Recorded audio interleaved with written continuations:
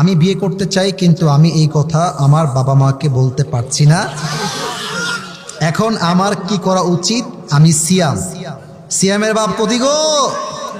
সিয়ামের বয়স হয়ে গেছে, বিয়ে দিয়ে দেন, ঠিক আছে কিনা বলেন? আচ্ছা, আমি খুবই ঠান্ডা মাথায় কিছু কথা বলছি। তোমার বাপকে তুমি কেমনে বুঝাবা তুমি বিয়ে করতে চাও?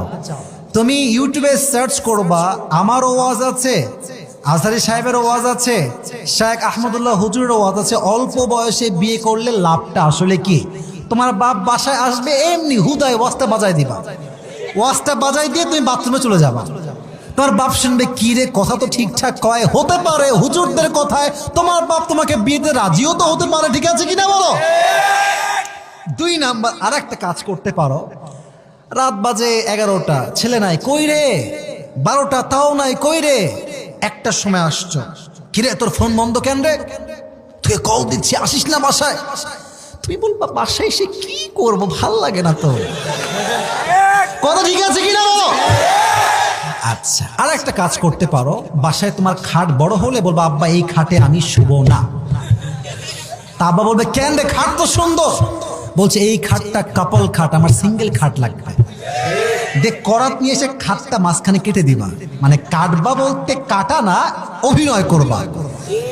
এতে তোমার বাপ বুঝবে বেটার বয়স হয়েছে, বিয়ে আমার দেওয়াই লাগবে, ঠিক আছে কিনা বলো? আচ্ছা, 4 নাম্বার, অলওয়েজ মন মরা। সালাম দিলে,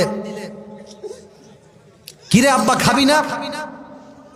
ভাল লাগে না, আসলে ভাল লাগে না।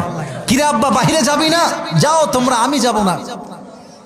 শেষমেশ বাপ বলবে, তুই খাবি না কেন, তুই যাবি না কেন, তুই হাসিস না কেন? বলছে, আব্বা আমি যে হাসবো, হাসির তো একটা কারণ লাগবে, আসল কারণটা তো আমার জীবনে নাই।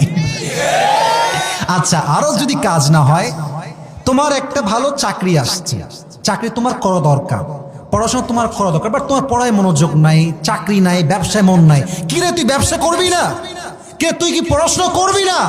বলবো, আব্বা একখান ঘাড়ে চাপাই দাও, আমি এমনিই পড়াশোনা করবো, ঠিক আছে কিনা বলো? মানে প্রত্যেকটা ধাপে ধাপে ধাপে বুঝাবা, আব্বা আমার জীবন বাঁচাইতে হইলে আমারে জোর করে হলো একটা বিয়ে আপনি দিয়ে দেন। আর বিশ্বাস করেন, বিয়ে হয়ে গেলে যুবকদের দায়িত্ব বেড়ে যায়, একটা অলস যুবকও কর্মঠ যুবক হয়ে যায়। আর বিয়ের পরে যুবকদের ম্যাচুরিটি বেড়ে যায়। আর যারা বিয়ের পরে বাস খায় বইয়ের থেকে ধরা খেয়ে, ওদের হাড় গুড্ডি সব সোজা হয়ে যায়, ওদের জীবনটাই সফল হয়ে যায়, ঠিক আছে কিনা বলো?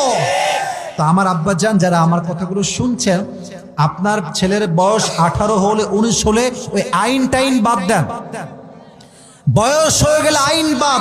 আরে আমার ছেলে ছেলে করলে আইন দিয়ে নয়, আমি আল্লাহ আদালতে ধরা খাবো যুবক ভাইরা, ঠিক আছে কিনা বলো? বয়স হয়ে গিয়েছে, সোজা বাপ মাকে বুঝাবা, বাপ মা বিয়ে দিলে না দিবে, তোমাকে প্রতিবাদ করে হলো বিয়ে করতেই হবে, ঠিক কিনা বলো? চলছে নভেম্বর, আসছে ডিসেম্বর, আসছে শীতকাল, স্লোগান হবে একটা, এই শীতকালে কম্বল নয়, ল্যাপ নয়, এই শীতকালে সিঙ্গেলদের বইয়ের দরকার। এই যুবকরা বউ ছাড়া এই শীতকাল কাটাতে চায় না। আল্লাহ বাবাদেরকে বোঝার তৌফিক দান করুক, পড়া আমিন। আল্লাহ প্রত্যেকটা মাকে বলছে, আমার প্রিয় মায়েরা, ছেলের কষ্ট বাপকে না বলতে পারলেও মা কিন্তু বাপের চাইতে ছেলের কষ্ট একটু বোঝে ভালো। তো আম্মা জান, আপনার ছেলে বাপকে না বলতে পারলে আপনি একটু কনভিন্স করেন, আপনার একটা কনভিন্সে আপনার ছেলে চরিত্র ইমান দুইটাই ঠিক হয়ে যায়। আল্লাহ আমার এই যুবকের মনের কষ্ট দূর করে দিক। সকলেই আমরা জবান খুলে পড়ছি আমিন।